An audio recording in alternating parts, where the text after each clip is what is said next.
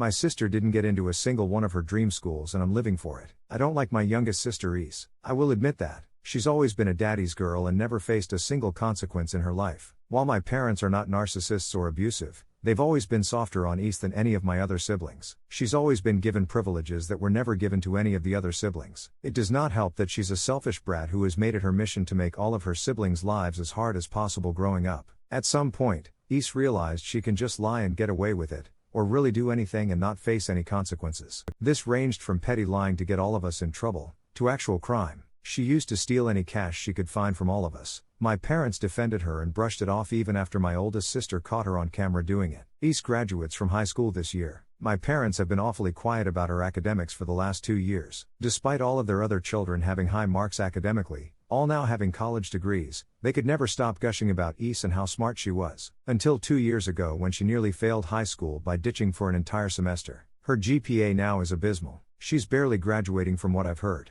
Yet, my parents and Ise still thought she could get into a good school. Ise's dream school was Yale, with Harvard a second pick. I am not joking. Despite her graduation quickly approaching, I had heard nothing about Ise's college plans. And it turns out that my parents and she had kept it secret because she got accepted into 0 of the schools she wanted. They applied to 12, and she only got accepted into 1. The school she got accepted to accepts literally anyone with a pulse that can pay. What makes this more cathartic to me, and makes me much pettier, is when I and my older brother went to college, my father refused to use the money he saved for our college on us, claiming because we got scholarships we didn't need and he would save it for Ise. I know for a fact Ise is distraught right now. The point is moot anyway because she would fail, drop out of school anyway. But for the first time in her life, she's actually facing consequences and I'm living for it right now.